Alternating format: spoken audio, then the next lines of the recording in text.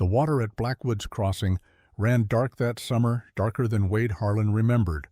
He stood on the bank where the Platte River bent like a broken promise, staring at the place where a child had died in his arms 15 months ago. The boy's name was Ethan, 7 years old, light hair that caught the sun, a laugh that sounded like bells.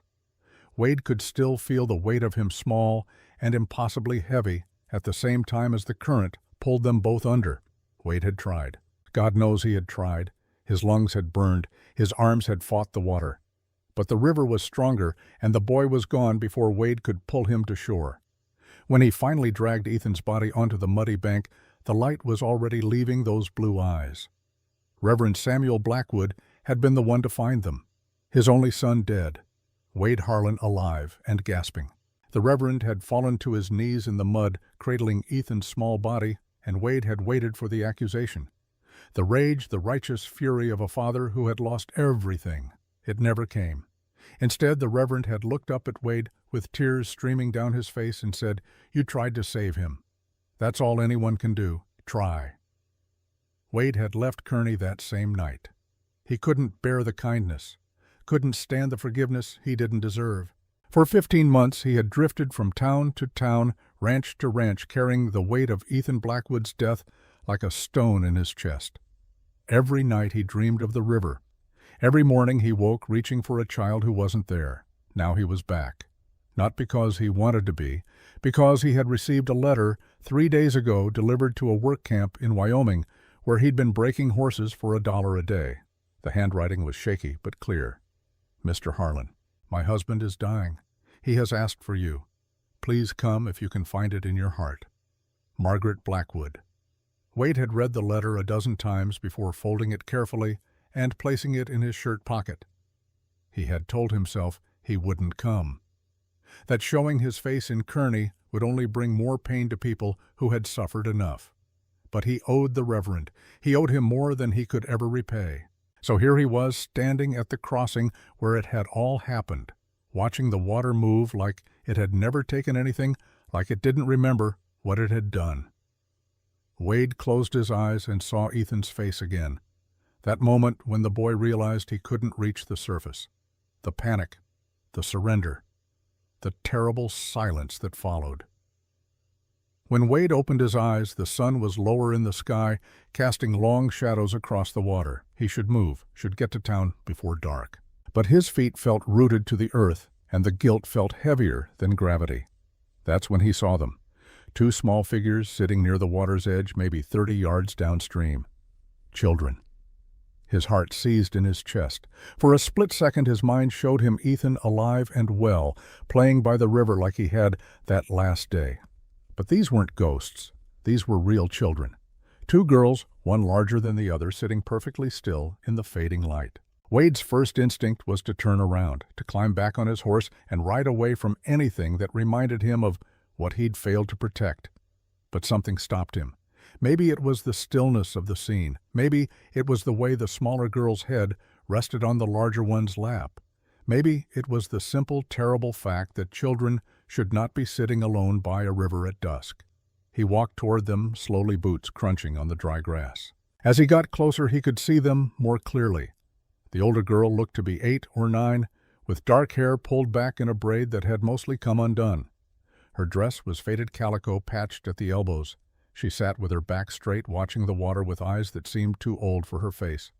The smaller girl, maybe 5, had golden curls and a round face still soft with baby fat. She was asleep, curled against her sister like a kitten seeking warmth.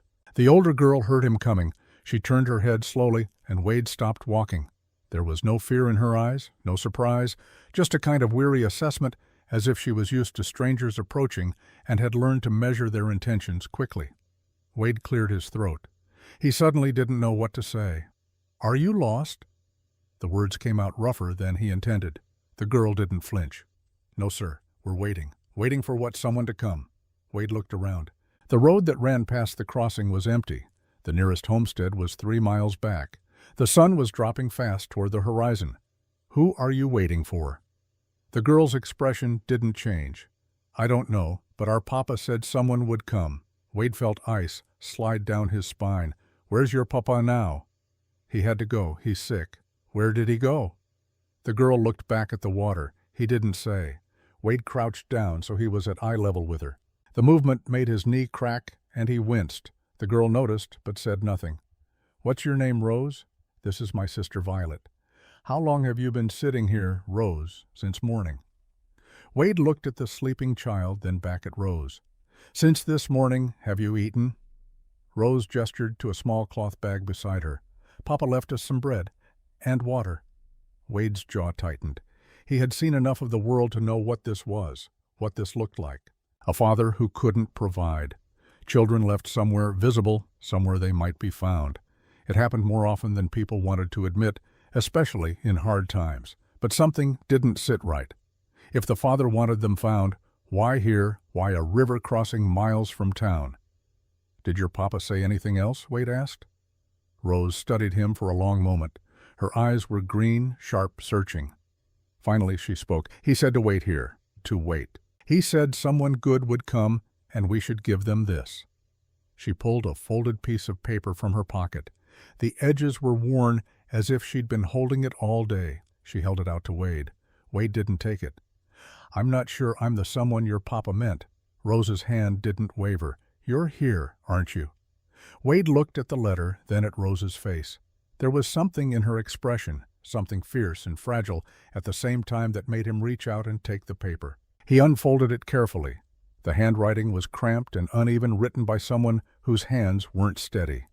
To whoever finds my daughters. Their names are Rose and Violet Carter. I am their father, Thomas Carter, and I am dying. I have no means to care for them, and no family to take them. If you have any kindness in your heart, please see them to safety. Take them to the church in Kearney. Reverend Blackwood will know what to do. I pray God forgives me for this. Thomas Carter. Wade read it twice. Then he folded it and looked at Rose. Your papa thinks he's dying. Rose nodded. He has the black sickness in his leg. It's been spreading, gangrene, Wade thought. If it was advanced, the man had days, maybe a week. And he left you here alone. He said someone would come. Rose's voice was steady, but Wade heard the tremor underneath. He said it would be today. Wade stood up, his mind racing. The sun was almost touching the horizon. In an hour it would be full dark. These girls couldn't stay here overnight, and he couldn't leave them. But taking them meant going to Kearney, meant facing the town that knew him as the man who had failed to save Ethan Blackwood, meant walking back into the life he'd spent 15 months running from. Wade looked down at Rose again. She was watching him with those two old eyes, waiting for him to make a choice. The sleeping child Violet stirred slightly and murmured something in her sleep, and Wade saw it then. Saw Ethan's face superimposed over Violet's, saw the same vulnerability, the same innocent trust that the world would keep them safe. He had failed one child. The river had taken Ethan despite everything Wade had done to save him. But these children weren't in the water. They were on solid ground, and he was here. He was standing right here, and he had a choice. I'll take you to Kearney, Wade said quietly. To the church, like your papa said. Rose's shoulders dropped slightly as if she'd been holding her breath. Thank you, sir. Wade moved to wake Violet, but Rose stopped him with a hand on his arm. Wait, there's something I need to ask first. Wade paused. What Rose looked at him intently. Are you running away from something? The question hit Wade like a fist. He opened his mouth to deny it, to ask what business it was of hers, but something in her eyes stopped him. This child had learned to read people the way most children learn to read books. She would know if he lied. Yes, Wade said finally. I am. Rose nodded slowly, as if this confirmed something she'd already suspected. So are we. Wade felt something shift in his chest. Some recognition, some understanding that passed between them without words. They were both running, both waiting, both hoping that someone somewhere would choose to stay instead of walking away. Rose gently shook her sister awake. Violet's eyes fluttered open, confused and cloudy with sleep. Time to go, Letty Rose said softly. This man is going to help us. Violet looked up at Wade with wide blue eyes. Are you Papa No Honey? Wade set his throat tight.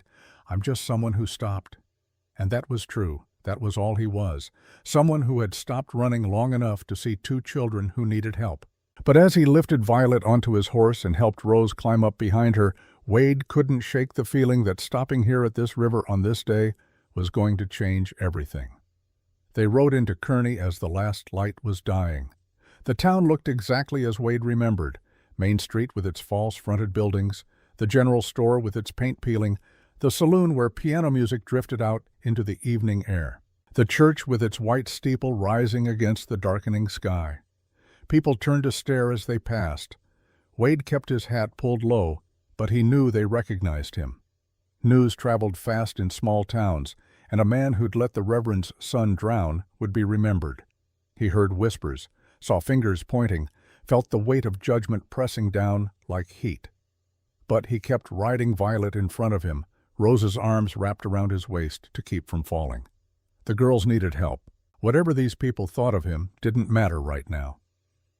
Wade stopped in front of the boarding house run by Mrs. Murphy. It was the closest thing to neutral ground he could think of. The church would come later after he'd gotten the girls settled. He dismounted and helped the girls down. Rose stood close to Violet, protective even now. Wade tied his horse and walked up the steps to knock on the door. Mrs. Murphy answered. She was a solid woman in her 60s, with iron-gray hair pulled back severe and eyes that missed nothing. When she saw Wade, her expression hardened. "We're full," she said flatly. "I'm not here for a room for myself," Wade said. "These girls need a place to stay. Their father left them. They need food and beds and someone to watch over them until I can sort this out." Mrs. Murphy looked past Wade to where Rose and Violet stood on the steps. Her expression softened slightly. "Carter girls," Wade was surprised. "You know them, know of them. Thomas Carter's been struggling since his wife died. Word was he'd taken sick." Mrs. Murphy's eyes moved back to Wade. "And you are Wade Harlan." The name hung in the air between them. Mrs. Murphy's face went carefully blank. "I see. You've got nerve coming back here, Harlan. I know, but these girls need help tonight. Whatever you think of me, don't take it out on them." Mrs. Murphy was quiet for a long moment. Then she sighed and stepped aside. "Bring them in. I'll get them fed and settled." She pointed a finger at Wade. "But you stay where I can see you. I don't trust men who run away." Wade nodded and gestured for the girls to come inside. Rose took Violet's hand and led her past Mrs. Murphy into the warmth of the boarding house. Wade followed, feeling the weight of the woman's suspicion like a hand on his shoulder. The boarding house smelled of lye soap and cooking oil. Mrs. Murphy led them to a small room on the first floor, barely big enough for the narrow bed inside. "They can share this tonight. I'll bring up some stew and bread." Mrs. Murphy looked at the girls. "You two wash your hands and faces. Basin's on the dresser." As the girls moved to obey, Mrs. Murphy pulled Wade aside into the hallway. "What's your plan here, Harlan?" Wade kept his voice low. "Their father's letter said to bring them to Reverend Blackwood. I'm going to do that." Mrs. Murphy's face went pale. "You don't know. Don't know what?" "The Reverend. He's dying. Had a stroke 2 weeks ago. He's bedridden, can't speak, barely conscious most days." Wade felt the ground shift under him. The letter. Mrs. Blackwood's letter. It had said her husband was dying, but Wade had been so focused on the guilt of facing the Reverend that he hadn't really processed it. "Is there someone else?" Wade asked. "Someone who handles orphans or children who need help. Used to be the church. Now," Mrs. Murphy shrugged. "Sheriff might know, or the territorial judge when she comes through, but that could be weeks." Wade ran a hand through his hair. "Weeks. These girls couldn't wait weeks." "There's one other person who might help," Mrs. Murphy said slowly, "though I'm not sure if that's a blessing or a curse." "Who?" "Silas Crawford. Runs the big ranch north of town. He takes in orphans sometimes, puts them to work, but he feeds them and houses them." Wade nodded. "I'll talk to him tomorrow." Mrs. Murphy's hand caught his arm. "Harlan, be careful with Crawford. He's not what he seems." Before Wade could ask what she meant, footsteps sounded on the stairs. A man appeared at the top, descending slowly.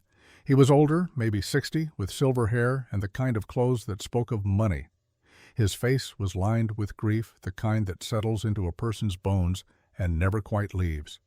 "Mrs. Murphy," the man said as he reached the bottom, "I heard there were Carter girls brought into town."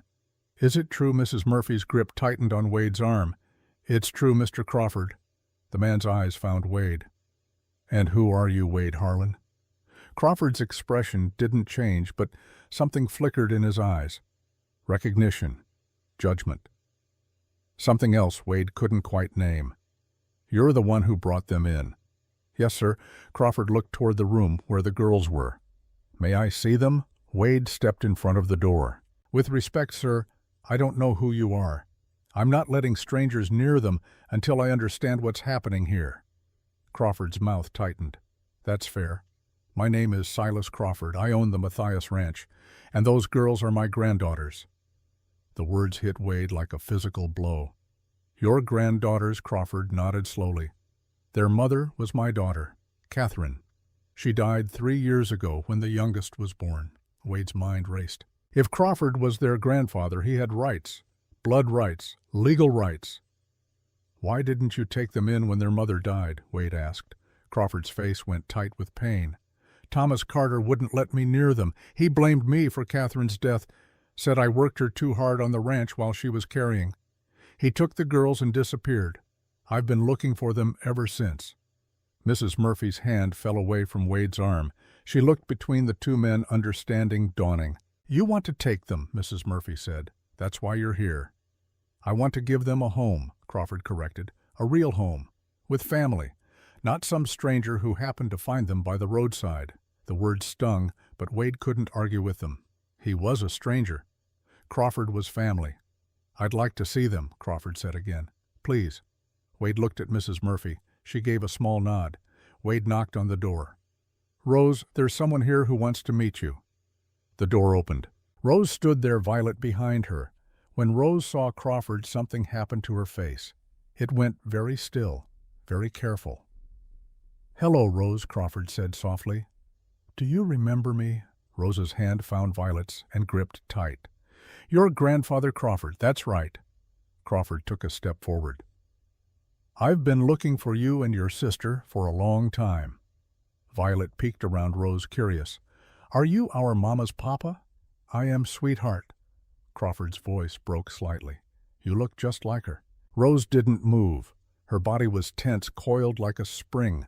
Wade saw it and felt his instincts prickling. "Mr. Crawford would like to talk with you," Wade said carefully. "Is that all right?" Rose looked up at Wade. There was something in her eyes, a plea, a warning. "Can you stay?" she asked Wade. "Of course." They sat in the small room. Crawford pulled up a chair. Mrs. Murphy brought stew and bread, and the girls ate while Crawford asked gentle questions. Where had they been living? How was their father? Were they being treated well? Rose answered carefully, revealing little. Violet was more open, telling Crawford about the pretty flowers they'd seen by the river, about how Papa had sung them a song before he left. With each word, Wade watched Crawford's face. The man seemed genuinely moved. His eyes were wet when Violet mentioned the song. When the girls finished eating, Crawford stood. "I have a proposal," he said, looking at Wade. "Let them stay here tonight. Tomorrow I'll come back and we can discuss their future properly. I want to do this right, legal and proper." Wade nodded slowly. "That seems fair." Crawford moved toward the door, then stopped. He looked back at Rose. "I loved your mother very much," he said quietly. "And I love you. Both of you. I know you don't remember me well, but I hope you'll give me a chance to be family again." Rose said nothing. Crawford left his footsteps heavy on the stairs. When he was gone, Mrs. Murphy began clearing the dishes. Wade stood to help, but Rose's voice stopped him. "Mr. Harlan, can I talk to you alone?" Wade looked at Mrs. Murphy. She nodded and took Violet with her to get the child ready for bed. When they were alone, Rose moved to the window. She stared out at the dark street. "You can't let him take us."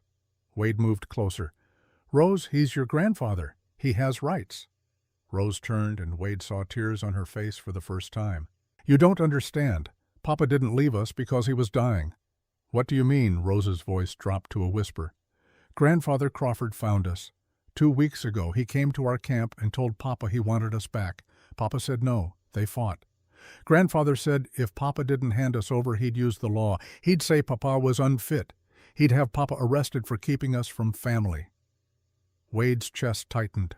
What happened then? Papa was scared. He's been sick, getting sicker. He knew he couldn't fight Grandfather in court, didn't have money for lawyers. So they made a deal. What kind of deal? Rose's tears came faster now. Papa would leave us somewhere public, somewhere we'd be found. Grandfather would wait a few days, then claim us legally. That way, it would look like Papa abandoned us and Grandfather rescued us. Papa thought maybe if we were found by someone good first, that person might help us, might keep us away from Grandfather. Wade felt sick. Your father sold you to Crawford. Rose shook her head violently. Papa didn't want to. But Grandfather threatened him, said he'd have Papa put in jail, said we'd end up in an orphanage anyway if Papa didn't cooperate. At least this way Grandfather said we'd be with family. Why don't you want to be with your grandfather? Wade asked. Has he hurt you? No, not like that. Rose wiped her face. But Mama used to tell us stories about how Grandfather worked her so hard, how he cared more about his ranch than about people, how he wanted to control everything. Wade knelt down so he was eye level with Rose. Listen to me. I understand you're scared, but I'm nobody. I have no legal right to you. Crawford is your blood family. A court would give him custody in a heartbeat. Then don't let it go to court. Rose grabbed his hands. Please. Papa said someone good would come. He believed it. He left us at that river because he believed. Wade thought about the river, about how Thomas had chosen that specific spot, the same place where Ethan had died, the same crossing where Wade had been standing when he saw the girls. Had it been chance, or had Thomas Carter somehow known Rose? I can't promise anything. You already did, Rose said simply. When you stopped, when you brought us here, you made a choice. Wade wanted to argue, but the words wouldn't come, because she was right. He had made a choice. He'd stopped running long enough to help, and now these children were counting on him. I'll figure something out, he said finally, but I need time. Rose nodded. How much time I don't know. He doesn't have much patience, Grandfather. Rose's voice was flat. He'll want us soon. Wade stood. Let me talk to some people tomorrow, see what options there are. And if there aren't any options, Wade looked at this child who had already learned that the world didn't always offer good choices. Then we'll make some. After Rose went to bed, Wade walked through the dark streets to the church. He hadn't been planning to go there tonight. Had meant to wait until morning. But something pulled him forward, some need to face the man he'd wronged before he could think about helping anyone else. The church was dark except for a single lamp burning in the parsonage beside it. Wade knocked quietly. Mrs. Margaret Blackwood answered. She was younger than her husband, maybe 50, with kind eyes and worry lines etched deep around her mouth. When she saw Wade, her hand went to her heart. Mr. Harlan, you came. Your letter said he was asking for me. Margaret stepped aside to let him in. He is, though he can't speak. The stroke took his voice. Can he understand? Yes. He knows you're here. I told him you'd come. You'd come when I saw you riding into town earlier. Wade followed her through the small house to a bedroom at the back. Reverend Samuel Blackwood lay in the bed, his body thin under the quilts. His face was slack on one side, his right arm curled uselessly against his chest. But his left eye was open, clear, aware. Samuel Margaret said gently, Wade Harlan is here. The Reverend's eye found Wade. Something moved in his expression. Not anger, not accusation. Something softer. Wade moved to the bedside. He had rehearsed what he would say during 15 months of running. All the apologies, all the explanations, all the desperate pleas for forgiveness. But now standing here, the words wouldn't come. All he could manage was the truth. I'm sorry. I tried to save him. I tried so hard. The Reverend's left hand moved slowly toward a slate board on the bedside table. Margaret handed it to him along with a piece of chalk. With painstaking care, the Reverend wrote, I know. Wade's vision blurred. You know, the Reverend wrote again, each letter an effort. He forgave you before he died. Wade felt something crack inside his chest. How do you know that? The Reverend's hand shook as he wrote the final message. He told me, said the man tried, said be kind. Wade's legs gave out. He collapsed into the chair beside the bed, tears streaming down his face. For 15 months, he had carried the weight of Ethan's death like a millstone around his neck. Had convinced himself that he was beyond forgiveness, beyond redemption. And all this time the boy had forgiven him. The Father had forgiven him. "When will you forgive yourself?" Margaret asked softly. Wade couldn't answer, didn't know how. The Reverend reached out with his left hand and gripped Wade's arm. The touch was weak but steady, intentional. "You have a chance now," Margaret said. "Those Carter girls need someone. My husband can't help them anymore. But you can." Wade wiped his face. "Their grandfather wants them." "Silas Crawford," Margaret's voice hardened. "That man cares about property, not people. If he wants those girls, it's because they're useful to him, somehow. He says he loves them. Maybe he does. But love isn't always enough. Sometimes love is selfish." She looked at her husband. "And sometimes love is letting go." The Reverend's hand tightened on Wade's arm. His eye held Wade's fierce despite the ravaged body. "You want me to fight for them?" Wade said. "Don't you?" The Reverend couldn't nod, couldn't speak, but the answer was in his eyes. "I don't know how," Wade said. "I'm nobody. I have nothing." The Reverend released his arm and picked up the chalk again, wrote 3 words. "You are here." Wade looked at those words for a long time. You are here, present, not running, not hiding. It wasn't much, but maybe it was enough to start. Wade left the parsonage near midnight. The town was dark and quiet. He walked back toward the boarding house, his mind turning over everything that had happened. He was halfway there when a voice spoke from the shadows. "Mr. Harlan, a moment of your time." Wade turned. Silas Crawford stepped into the lamplight from the saloon across the street. "Mr. Crawford, I wanted to speak with you, away from the girls." Crawford's voice was calm, reasonable, man to man. "All right." Crawford gestured to a bench outside the general store.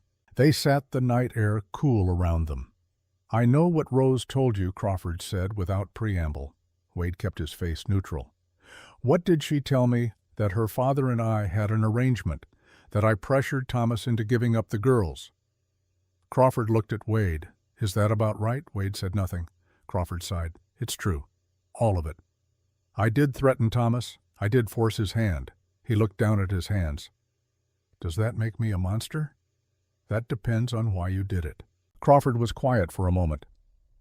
"My daughter died in my house, Mr. Harlan. In my bed. She'd been working in the fields that day, pregnant and struggling because I told her the ranch needed every hand. When her labor started, it was too fast, too violent. She bled to death before the doctor could get there." "I'm sorry," Wade said quietly. "Thomas was right to blame me. I killed her with my greed, my ambition." Crawford's voice broke. "I've lived with that for 3 years. And those girls are all I have left of her. So you want them to ease your guilt." Crawford looked at him sharply. "Is that so wrong, to want to make things right?" "Depends on what's right for them, not what's right for you. And you think you know what's right for them."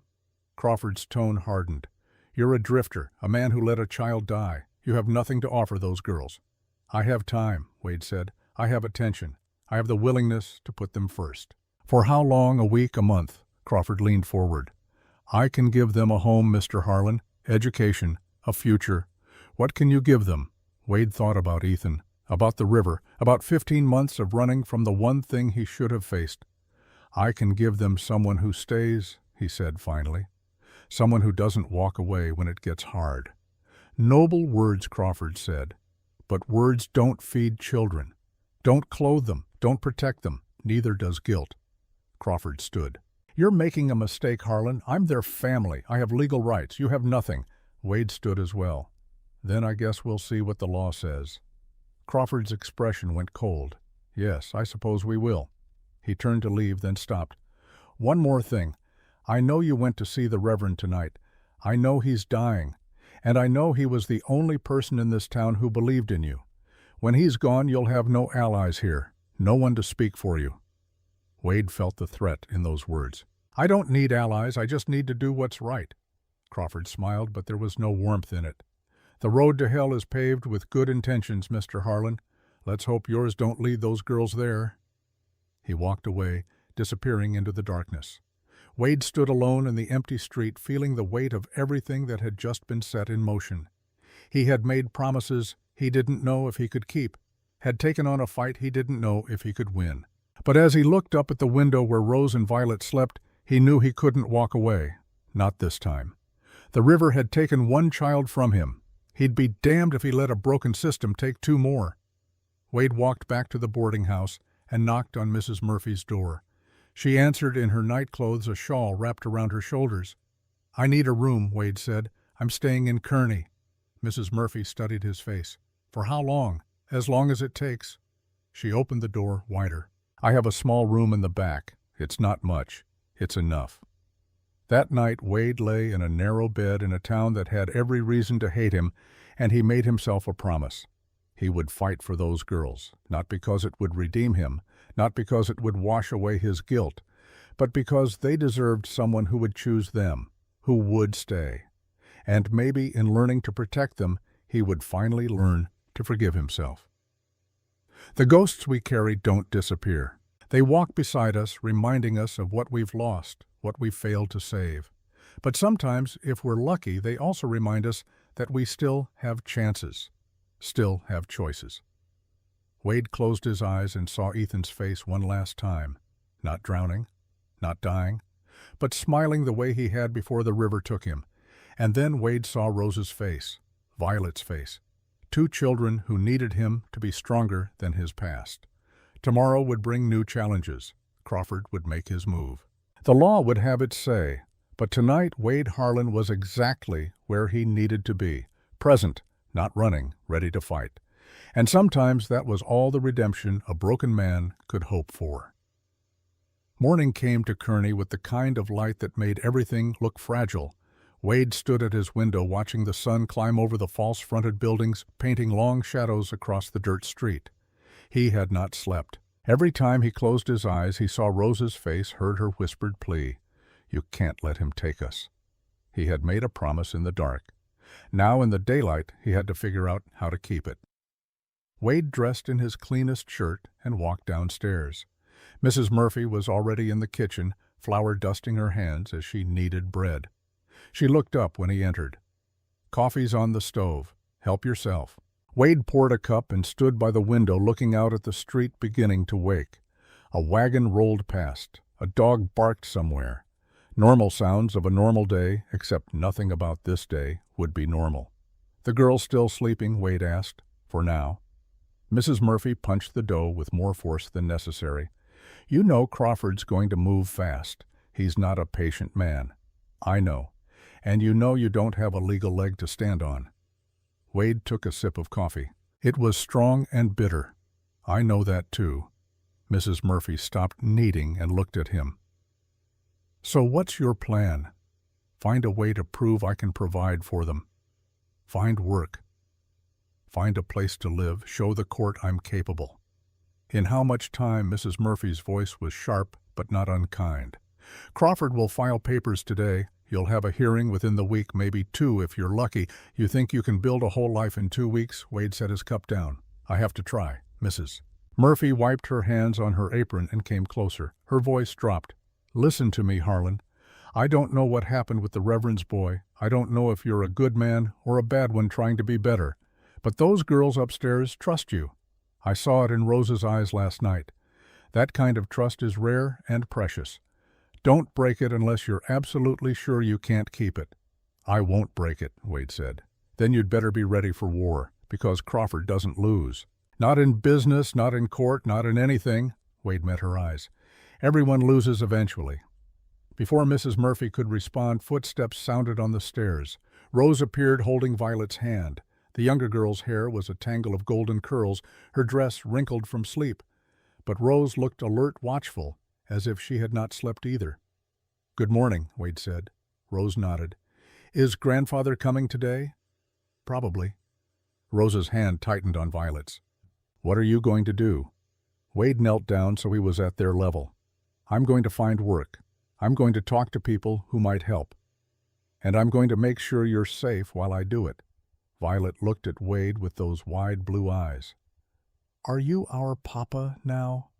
The question struck Wade in the chest. "No, honey, I'm not your papa, but I'm someone who's going to look out for you, like a friend," Violet asked. Wade glanced at Rose. Her face was carefully neutral, but he saw the hope hiding there. "Yes, like a friend." Mrs. Murphy brought out breakfast, eggs and toast and the bread she had been making. The girls ate slowly, carefully, like children who had learned not to waste food. Wade watched them and felt the weight of responsibility settle deeper into his bones. After breakfast, Wade walked to the general store. He needed information about who might be hiring, who might offer him a chance despite his reputation. The store was run by a man named Hewitt, thin and nervous, who looked at Wade like he might steal something. "I'm looking for work," Wade said. "Any kind. I can do ranch handwork, carpentry, hauling. Anything honest." Hewitt shook his head before Wade finished speaking. "Can't help you. Nobody's hiring right now." Wade knew it was a lie. He had seen help wanted signs in 3 windows on his way here, but arguing would not change anything. "If you hear of anything," Wade said carefully, "I'm staying at Mrs. Murphy's boarding house." Hewitt turned back to his inventory without answering. Wade tried the livery stable next, the blacksmith shop, the freight company. Everywhere he went, the answer was the same. "No work available. Come back another time. We'll keep you in mind." By noon, Wade understood what was happening.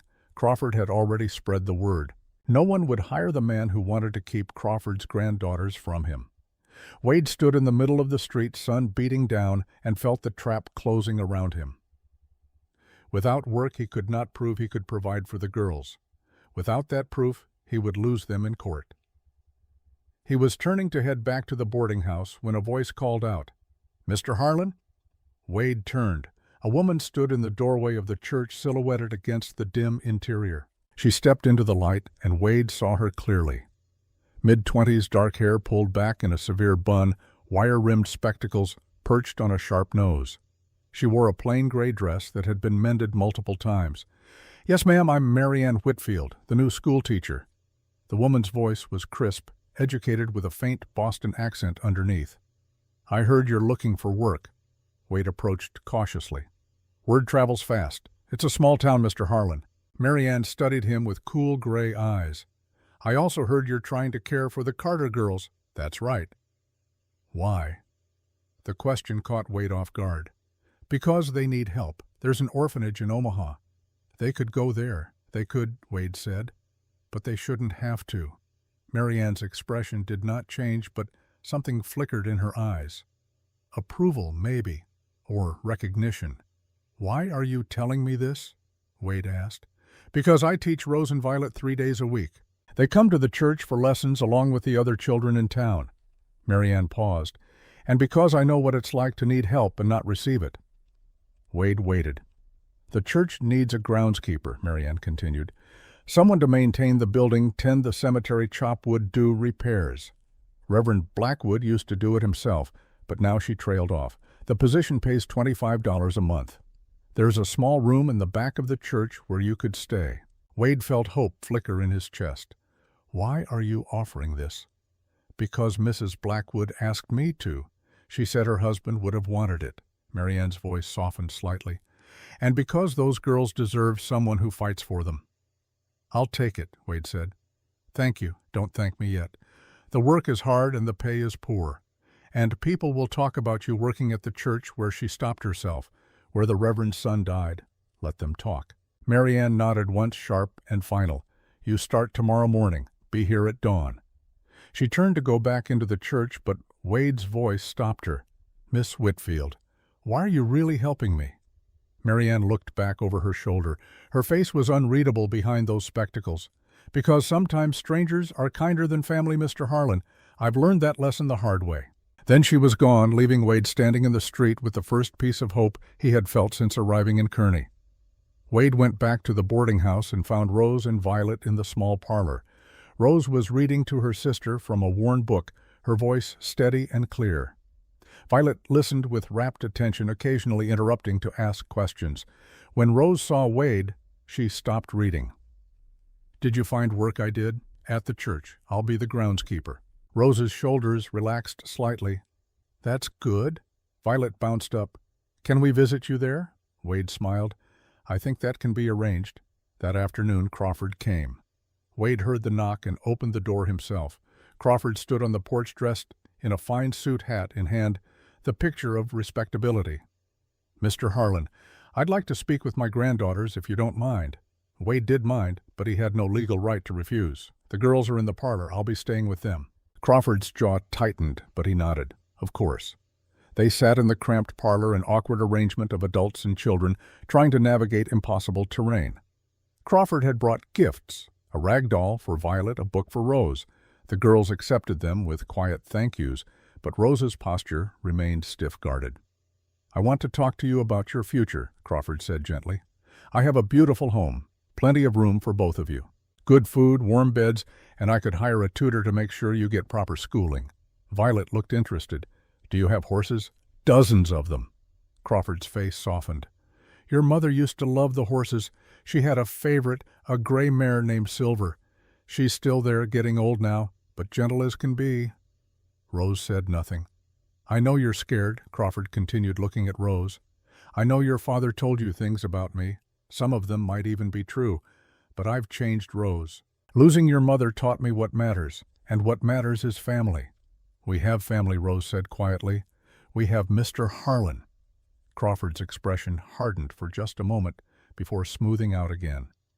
"Mr. Harlan is a kind man who helped you, but he's not family. He's not blood. Mama used to say, 'Blood doesn't make family,'" Rose said. "Love does. Your mother was wise." Crawford leaned forward, but she also understood that children need stability, security, things I can provide that Mr. Harlan cannot. Wade wanted to interrupt to argue, but he forced himself to stay silent. This was between Crawford and the girls. "I'll be filing papers with the territorial court tomorrow," Crawford said. "There will be a hearing in about 2 weeks.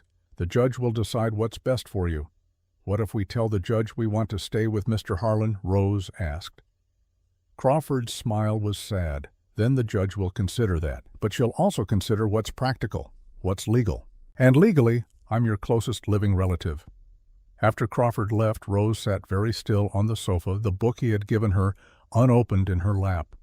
Violet played with her new doll, oblivious to the tension. Wade sat beside Rose. "You all right?" Rose shook her head. "He's going to win, isn't he?" "I don't know." "Yes, you do." Rose looked at him with those two old eyes. "You know he has more money, more power, more everything." "What do you have?" Wade thought about it. "I have time to give you. Attention, the willingness to listen." "That's not enough," Rose whispered. "Not in court." Wade wished he could tell her she was wrong, but he had a terrible feeling she was right. That evening, Wade moved his few belongings to the small room behind the church. It was barely larger than a closet, with a narrow cot, a washstand, and a single window that looked out onto the cemetery. But it was his, and it came with honest work. Mrs. Blackwood met him there with fresh linens and a lamp.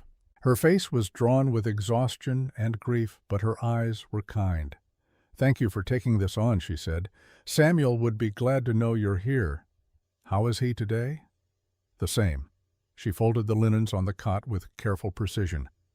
"The doctor says it could be days or weeks. There's no way to know." "I'm sorry," Wade said. "Don't be. We've had 30 good years together. That's more than many people get." She paused. "What you're doing for those girls, it's what Samuel would have wanted. He believed in second chances." Wade looked out the window at the rows of graves. "Even for someone like me, especially for someone like you." Mrs. Blackwood touched his arm gently. "The ones who know they're broken are the ones most likely to heal." After she left, Wade stood in his small room and let the silence settle around him. He could see Ethan's grave from his window. A small headstone with a carved lamb. Fresh flowers lay at its base. Someone, probably Mrs. Blackwood, still tended it. Wade had been running from that grave for 15 months. Now he would see it every day, face it every morning and every evening. The thought should have terrified him. Instead, he felt something close to peace. The next morning, Wade woke before dawn and began his work. The church needed everything. Loose shingles repaired, weeds pulled from around the foundation, the cemetery fence mended, firewood chopped and stacked for winter. Wade threw himself into the labor with an intensity that surprised him. Every nail he hammered felt like a small act of penance. Every weed he pulled felt like clearing space for something new to grow. He was working in the cemetery repairing a section of fence when he heard footsteps. He looked up to see Mary Ann approaching with a basket covered by a cloth. "Mrs. Blackwood asked me to bring you lunch," she said, setting the basket on a nearby headstone. "Thank you." Marianne did not leave. She stood watching him work, her expression thoughtful. "You're good at this," she observed. "I've done a lot of fence work. That's not what I meant." Marianne gestured at the cemetery. "You're not afraid to be here." Wade drove another nail home. "Should I be? Most people are uncomfortable in cemeteries. They avoid looking at the graves, hurry through when they have to visit. But you," she paused, "you look at them, like you're paying respect." Wade moved to the next broken section. "I have reason to." Marianne was quiet for a moment. "Ethan Blackwood." Wade's hand stilled. "You know about that." "Everyone knows about that, Mr. Harlan. It's a small town." Marianne's voice held no judgment, just statement of fact. "They say you tried to save him. I failed. You tried. That's what Mrs. Blackwood told me. She said you nearly drowned trying to pull him out. Nearly doesn't count." Marianne stepped closer. Her voice was soft but firm. "I knew a girl in Boston, 12 years old. Her father beat her mother every night. One night the girl tried to stop him, stood between them with a kitchen knife and told him to leave. He left. But 2 days later he came back with a gun and shot them both. The mother died. The girl survived." Wade looked at her. "That girl was you." Marianne's face did not change. "The point is, Mr. Harlan, sometimes we try to save people and fail. That doesn't make the trying worthless. What happened to your father?" "He went to prison. Hanged 6 months later." Marianne's voice was flat, emotionless. "The court called it justice. I call it too late. I'm sorry. Don't be. I'm only telling you so you understand that I know what failure feels like. I know what it means to carry someone's death with you." She met his eyes. "But I also know that we can't let the dead define us. We have to live for the living." Wade thought about Rose and Violet. "Is that why you're helping me?" "For the living." Marianne adjusted her spectacles, a nervous gesture that seemed out of place on someone so composed. "I'm helping you because I believe children deserve advocates." And because she stopped. "Because why?" "Because I know what it's like to need help and have no one offer it." Her voice was barely above a whisper.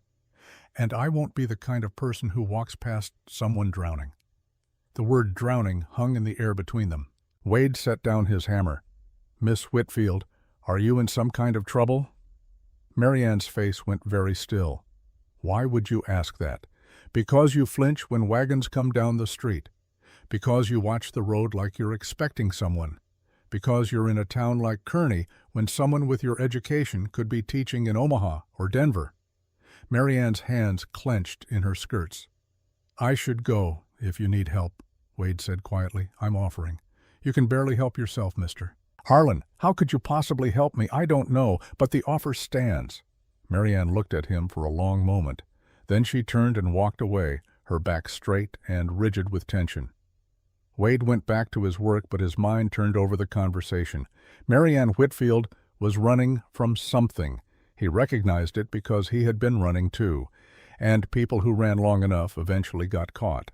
The question was, what would happen when whatever she was running from finally found her? Days passed. Wade fell into a rhythm. Work at the church from dawn until mid-afternoon. Visit with Rose and Violet for a few hours. More work until dark. The labor was hard but satisfying. His hands, soft from months of drifting, grew calloused again. His back ached, but it was honest pain. Rose and Violet came to see him every day. Rose would read while Wade worked, her voice carrying across the cemetery. Violet would pick wildflowers and place them on graves, singing little songs to herself. One afternoon, Wade was replacing broken boards on the church steps when Violet asked him a question. "Mr. Wade, do dead people get lonely?" Wade paused, considering how to answer. "I don't think so, honey. I think they have each other, even the ones with no family, especially those ones. I think they make new family, like we're doing." Violet seemed satisfied with this answer. She went back to her flowers. Rose looked up from her book. "Do you really believe that Wade hammered in another nail?" "I want to believe it. That's not the same thing." "No, it's not." Rose closed her book. "Papa used to say wanting something doesn't make it real. Your papa was right. But sometimes wanting something is the first step to making it real." Rose thought about this. "Is that what you're doing? Making us into family because you want to?" Wade set down his hammer and looked at her. "I'm trying.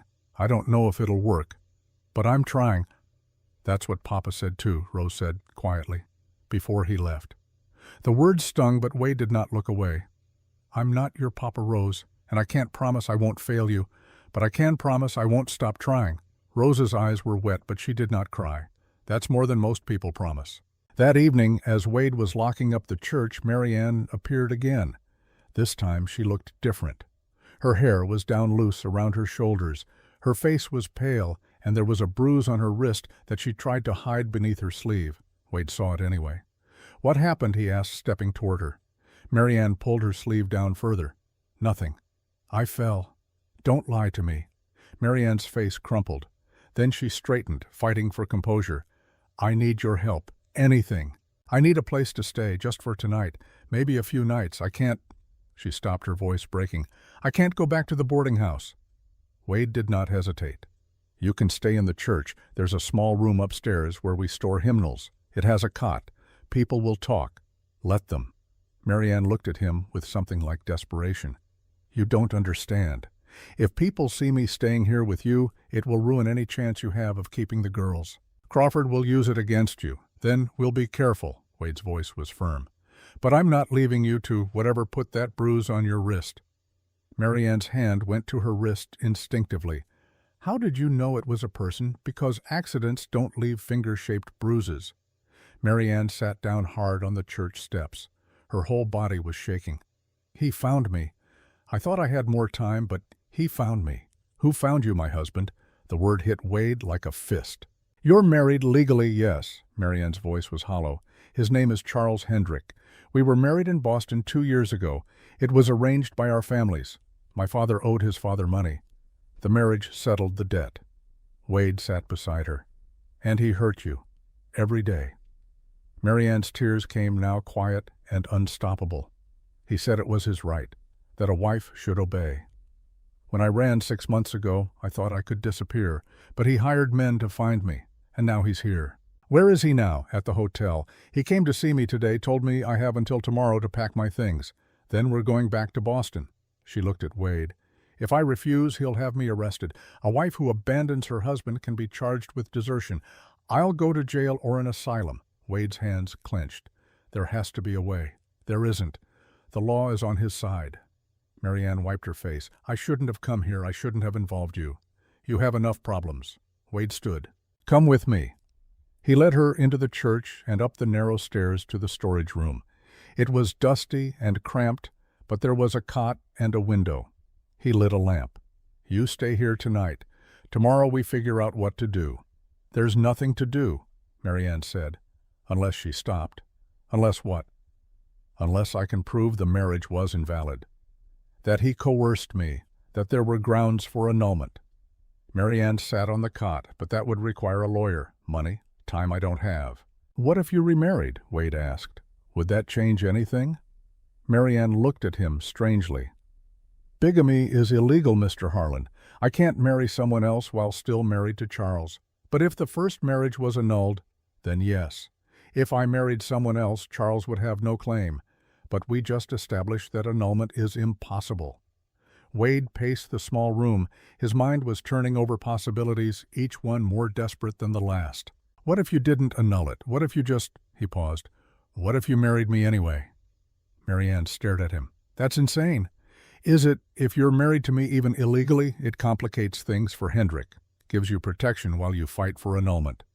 "And ruins your custody case," Mary Ann said sharply. "The moment Crawford finds out you married a woman who's already married, he'll use it to paint you as morally corrupt. You'll lose Rose and Violet." Wade stopped pacing. "Maybe. Or maybe it shows I'm willing to build a stable home, shows I have a partner to help raise them. This is madness." Wade sat beside her on the cot. "Miss Whitfield, you helped me when no one else would. You gave me work when this whole town turned its back. Let me return the favor, by destroying both our lives, by giving us both a fighting chance." Mary Ann was quiet for a long time. When she spoke, her voice was soft. "Why would you do this? You barely know me." Wade thought about Ethan, about the river, about 15 months of running from the one thing he should have faced. "Because someone has to stop running," he said finally. "Someone has to stand and fight." Mary Ann looked at him with those gray eyes searching his face. "If we do this, it has to be real, not just on paper. We'd have to make people believe it. I know. And you'd be tied to me, to my problems, to the danger Charles represents. I know that too. Marianne stood and moved to the window. She looked out at the dark cemetery. I never wanted to marry for convenience. I did that once. It nearly killed me. This is different, Wade said. This is choosing for ourselves. Marianne turned. Is it, or are we just two desperate people making a terrible mistake? Wade had no answer for that, but he stood and held out his hand. Maybe we are, or maybe we're two people who see each other clearly enough to know we're both worth saving. Marianne looked at his hand for a long moment. Then she took it. God help us both, she whispered. Wade squeezed her hand gently. He will, or he won't. Either way, we face it together. They stood there in the lamplight, two broken people making impossible promises, and something shifted in the air between them. Not love, not yet, but something that might grow into it given time. The next morning, Wade woke to find Marianne gone. For a moment he feared she had left town run again rather than face what was coming. Then he saw the note on the cot, gone to confront Charles. If I don't return by noon, it means he's taking me back to Boston. Thank you for trying. Emser Wade dressed in seconds and ran to the hotel. He found Marianne in the lobby standing very still while a man in an expensive suit gripped her arm. The man was handsome in a cold way, with pale eyes and a smile that never reached them. Darling, the man was saying, his voice smooth as oil, don't make a scene. We're leaving this afternoon and that's final. Let go of her, Wade said. The man, Charles Hendrick, turned. And who are you? Someone who's asking you politely to release the lady. Charles laughed. The lady? This is my wife, friend. I suggest you move along before you embarrass yourself. Wade stepped closer. I suggest you take your hands off her before I remove them for you. Charles's smile vanished. His grip on Marianne tightened. You have no idea who you're dealing with. I know exactly who I'm dealing with. A man who beats women because it makes him feel strong. Charles's face flushed red. He released Marianne and stepped toward Wade. You dare speak to me like that? Wade held his ground. Leave Kearney, today, and don't come back. Or what? You'll fight me, Charles sneered. I'll have the sheriff arrest you for threatening me. Before Wade could respond, Marianne spoke. Her voice was steady, clear. You won't have me arrested, Charles. Because I'm going to tell the sheriff exactly what you did to me in Boston. I'm going to show him the scars, and I'm going to press charges for assault. Charles turned on her. You wouldn't dare. Your reputation would be ruined. My reputation is already ruined, Marianne said. You saw to that. But yours isn't. Yet.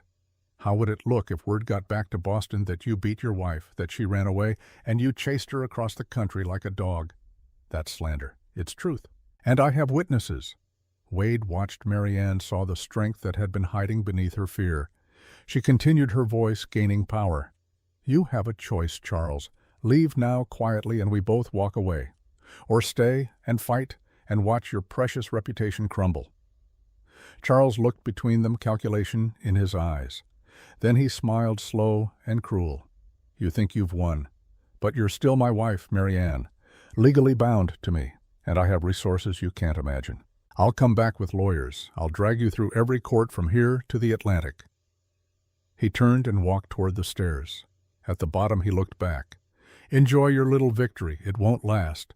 After he was gone, Marianne's legs gave out. Wade caught her, helped her to a chair. She was shaking violently. Did I just make everything worse? She whispered. No, you stood up to him. That's not making it worse. But he'll come back. He meant what he said about the lawyers. Wade knelt beside her chair. Then we get married. Today. Make it harder for him to claim you. Marianne looked at him. You're serious. Dead serious. But what about Rose and Violet? What about your custody case? We'll figure it out. But first, we protect you. Marianne's eyes filled with tears. I don't deserve this kindness. Neither did I. But Reverend Blackwood gave it to me anyway. Wade stood and held out his hand. What do you say, Miss Whitfield? Want to marry a broken-down groundskeeper with more problems than prospects? Despite everything, Marianne laughed. It was a small sound, fragile as glass. You certainly know how to sweep a woman off her feet, Mr. Harlan. Is that a yes? Marianne took his hand and let him pull her to her feet. It's a yes. God forgive us both. They were married that afternoon in the church with only Mrs. Blackwood and Mrs. Murphy as witnesses. The Reverend could not perform the ceremony, so they rode to the next town and found a justice of the peace who asked no questions. Wade signed his name, Mary Ann signed hers, and just like that they were bound together, two strangers trying to save each other from drowning. When they returned to Kearney, news of the marriage had already spread. Wade saw it in the faces of people they passed. Shock, disapproval, speculation. And then he saw Crawford. The older man stood outside his hotel watching them ride past. His face was unreadable, but his eyes held something cold and calculating. Wade knew what this meant. Crawford would move faster now, would use the marriage as proof that Wade was unstable, impulsive, unfit. The custody hearing was in 1 week. Wade had just made it much easier for Crawford to win. That night, Wade sat with Rose and Violet in Mrs. Murphy's parlor. He had to tell them about the marriage before they heard it from someone else. Rose listened in silence. Violet asked if this meant Mary Ann would be their mama. Not exactly, Wade said carefully. But she'll be family. Rose stood abruptly. I need to talk to you, alone. They went out onto the porch. The sun was setting, painting the sky in shades of amber and blood. You married her to save her, Rose said. Not for us. Wade started to deny it, then stopped. You're right, I did. So what happens to us? Rose's voice was tight with anger. What happens when grandfather's lawyer asks you in court why you married a stranger? What will you say? I'll tell the truth? The truth will lose us. Rose turned away. I thought you understood. I thought you were different. Wade moved to stand beside her. Rose, look at me, she did reluctantly. I'm not your papa. I'm not going to lie to you and say everything will be fine. Wade's voice was gentle but firm. But I need you to understand something. Mary Ann needed help. She was in danger. I couldn't walk away from that, even if it means losing us. The question hung in the air. Wade took a breath. I don't know how to make you understand this, but 15 months ago when Ethan died, I froze.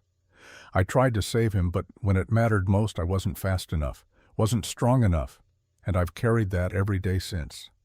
Rose's face softened slightly. When Mary Ann needed help, Wade continued, I had a choice. Save myself by walking away, or try to save her and risk everything. And I couldn't walk away. Not again. Not when I had the chance to do it right this time. But we're not, Ethan, Rose whispered. We're right here. We're not drowning. No, but you're not safe either, and I won't sacrifice someone else's safety to improve my chances in court. Rose was quiet for a long time. Then she said something that broke Wade's heart. Papa said the same thing. He said he was doing what was right. And then he left us under a tree. Wade felt the weight of those words. The comparison stung because it was fair. Your papa made a terrible choice, Wade said slowly. And maybe I'm making one too, but the difference is I'm telling you the truth. I'm not pretending this is for your own good. I'm saying I made a choice that might cost us everything, and I'm asking you to understand why. Rose looked at him with tears streaming down her face. I don't want to understand. I want someone who chooses us. Just us. Nobody else. Wade pulled her into a hug. She resisted for a moment, then collapsed against him, sobbing. I know, he whispered. I know you do, and I'm sorry. I'm so sorry. They stood there on the porch as darkness fell, a man and a child, both carrying more weight than they should have to bear. The next morning brought the official notice. The custody hearing was scheduled for 6 days from now. Judge Eleanor Hartwell would preside. Crawford had hired the best lawyer in 3 territories. Wade had no lawyer, no money to hire one, just the truth and a prayer that it would be enough. He was in the cemetery digging a grave for a man who had died the night before when Mary Ann found him. Rose came to see me this morning, she said without preamble. Wade stopped digging. What did she say? That I ruined everything. That because of me, you're going to lose them. Wade leaned on his shovel. She's scared. She's right to be. Mary Ann's voice was tight. I've destroyed your case, Wade. I should leave. If I go back to Boston, if I let Charles take me, maybe Crawford will see that you're willing to sacrifice for the girls. No, Wade, listen to me. No. Wade climbed out of the grave and faced her. You're not going back to him. I don't care what it costs. It's going to cost you those girls. Maybe. Or maybe it's going to show them what it looks like when someone doesn't abandon people who need help. Marianne's eyes filled with tears. You're a fool, Wade Harlan. Probably, but I'm a fool who keeps his word. They stood there in the cemetery surrounded by the dead, trying to figure out how to save the living. That afternoon, Wade was called to see Reverend Blackwood. The man was failing his breathing, labored his skin gray, but his mind was still sharp. Mrs. Blackwood held the slate while her husband wrote each letter an effort. Rose came to see me. Wade's stomach dropped. What did she say? More writing? She asked if I thought you would leave them. What did you tell her? The Reverend's hand shook as he wrote the final message. I told her that good men don't always win, but they always try. And trying matters.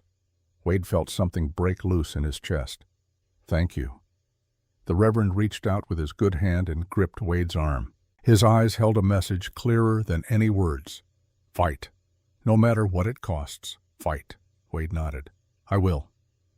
3 days before the hearing, Rose came to Wade with a secret she had been carrying. They were alone in the church. Wade was repairing a broken pew. Rose sat nearby, hands folded in her lap, building up courage. Finally she spoke. I have to tell you something about Violet. Wade set down his tools. All right, she's not Papa's daughter. Wade felt the words settle into the silence. What Rose's voice was steady but quiet. Mama had an affair before Violet was born, Papa knew. He raised Violet anyway, loved her like his own. But she's not his blood. Does Violet know? No, and Papa made me promise never to tell her.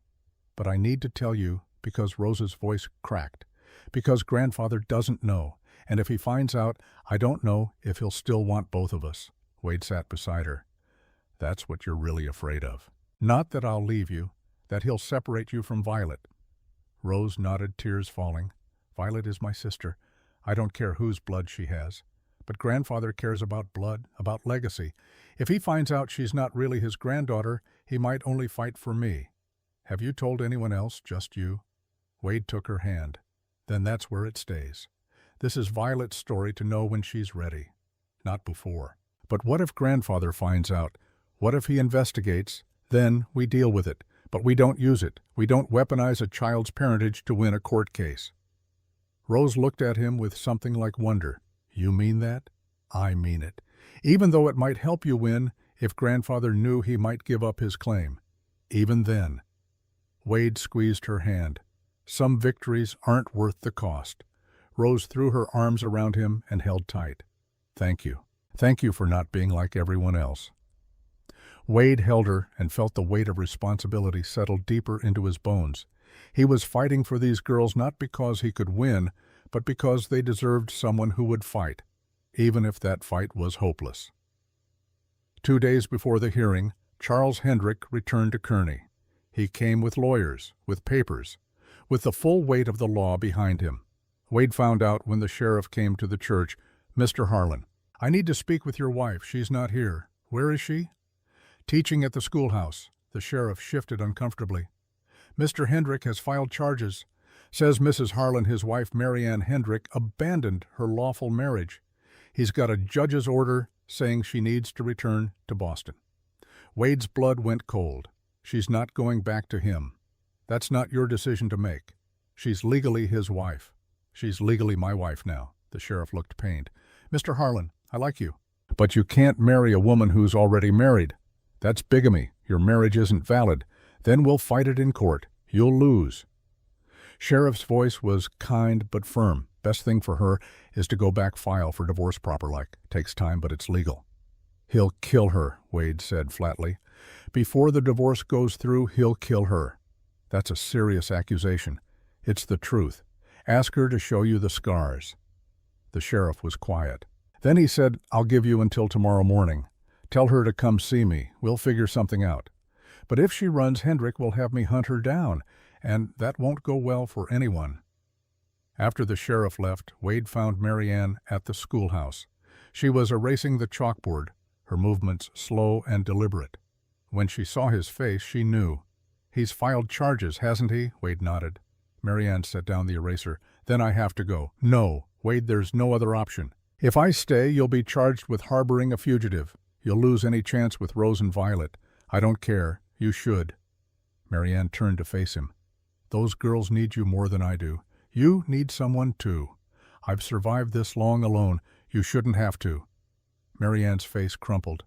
This is my fault, all of it. I should never have come here, should never have involved you. Wade crossed the room and took her hands. Listen to me. There's one way out of this. We make the marriage real. We go before Judge Hartwell at the custody hearing, and we tell her everything. About Charles, about the abuse, about why you ran. We ask her to grant an emergency annulment based on coercion and abuse. Then we remarry, properly, legally. That's insane. Why would she grant that? Because Judge Hartwell is a woman. She'll understand what the law doesn't. That sometimes marriage is a trap, not a covenant. And if she doesn't, then we tried. But at least we tried together. Marianne looked at him for a long moment. Why are you doing this? Really? Wade thought about Ethan, about the river, about 15 months of carrying guilt. Because when I couldn't save Ethan, I ran. I let guilt destroy me instead of using it to save someone else. He met her eyes. I won't make that mistake again, even if it costs me everything. Those girls are your everything. No. Wade's voice was soft but certain. Doing what's right is my everything. The girls are part of that. But so are you. Marianne's tears fell freely now. You're either the best man I've ever known or the biggest fool. Wade smiled sadly. Probably both. They stood there in the empty schoolhouse, two people bound together by desperation and something that might grow into love if they survived long enough to let it. Outside, the sun was setting. Tomorrow would bring the hearing that would decide everything. Wade thought about Rose and Violet sleeping peacefully at Mrs. Murphy's, unaware of how precarious their future was. He thought about Crawford preparing his case with expensive lawyers and righteous certainty. He thought about Charles Hendrick waiting like a spider for the law to deliver Marianne back into his web. And he thought about himself, a broken man trying to save everyone when he had barely learned to save himself. The odds were impossible, the outcome almost certainly tragic. But Wade had learned something in the past weeks, had learned it from Rose's quiet strength, from Violet's innocent trust, from Marianne's desperate courage. Sometimes the fight itself mattered more than the victory. Sometimes standing your ground was enough, even if you fell doing it. Tomorrow would bring judgment. But tonight Wade had kept his promises, had chosen to stay when running would have been easier, had fought for people who needed someone to fight for them. And maybe, just maybe, that would be enough. The ghosts we carry don't disappear, but sometimes, if we're brave enough, we can turn them into reasons to fight instead of reasons to run. Wade locked the schoolhouse and walked back to the church with Marianne beside him. Neither of them spoke. Words seemed inadequate for what was coming, but their hands found each other in the darkness. And that small connection, that choice to face the storm together, felt like the truest thing Wade had done in 15 months. Tomorrow would bring answers. Tonight brought only the courage to face them. And sometimes courage was all you had. Sometimes it was enough. The night before the hearing, Wade could not sleep. He lay on the narrow cot in his small room behind the church and stared at the ceiling while his mind turned over impossible choices. Through the window he could see the cemetery bathed in moonlight rows of headstones casting long shadows across the grass. Somewhere in that darkness was Ethan's grave, the boy who had forgiven him before dying, the boy whose death had sent Wade running for 15 months. And now Wade was about to face another kind of death. The death of hope, maybe. The death of the fragile family he had tried to build from broken pieces. In the morning, Judge Eleanor Hartwell would decide everything. Whether Rose and Violet would go to Crawford, whether Marianne would be forced back to Boston and the husband who had beaten her, whether Wade's choices had saved anyone or simply destroyed them all more slowly. He rose before dawn and dressed in the dark. His hands shook as he buttoned his shirt. Not from fear, though fear was there, but from the simple, terrible knowledge that he had done everything he could and it still might not be enough. Wade walked out into the cemetery as the first gray light touched the eastern sky. His feet carried him without conscious thought to Ethan's grave. The headstone was small, simple. The carved lamb that marked it as a child's resting place looked peaceful in the pre-dawn stillness. Wade knelt in the dew-wet grass. He had avoided this grave for weeks, even while tending every other one in the cemetery. Had looked at it from a distance, but never approached. Now, with everything about to fall apart, he found himself here. "I don't know what to do," Wade said quietly to the stone. "The hearing is today. I might lose them, probably will lose them, and it's my fault for making the choices I made." The wind moved through the grass, carrying the scent of earth and growing things. "I married Marianne to save her," Wade continued. "And I know that's going to cost me Rose and Violet. Crawford's lawyers will paint me as reckless, unstable. They'll say I care more about a stranger than about the girls I'm supposed to be fighting for." He touched the carved lamb with gentle fingers. "But here's what I can't explain to anyone. If I had walked away from Marianne to improve my chances in court, I would have become the kind of man who doesn't deserve those girls anyway." He paused. "Does that make sense? Am I just justifying my own failure?" Silence answered him, the kind of silence that feels like listening. "Your father forgave me," Wade said. "Your mother forgave me. But I still see your face every night, still feel your weight in my arms when the current pulled us under, and I think maybe I'm not supposed to forget. Maybe I'm supposed to carry you with me, not as punishment, but as reminder." The sky was lightening now, stars fading into blue. Reminder of what it costs to fail. Reminder that trying isn't always enough, but also reminder that trying matters, that showing up matters. That being present when it's easier to run, that's the only kind of courage some of us ever get. Wade stood slowly, his knees protesting. He looked at the grave for a long moment. "I'm going to lose today, I know that. But I'm going to stand there and fight anyway. For Rose, for Violet, for Marianne, for everyone who needs someone to stand when standing seems pointless." He turned to leave, then looked back one final time. "Thank you for forgiving me, even if I never quite forgive myself." The sun broke over the horizon as Wade walked back to the church. Golden light spilled across the cemetery, touching each stone, each name, each story of a life lived and ended. Wade felt the weight of all those endings and all those stories. But he also felt something else, something that had been growing quietly in the weeks since he stopped running. Not peace exactly, but acceptance. The understanding that some things could not be fixed, only carried, and that carrying them with intention was its own kind of redemption.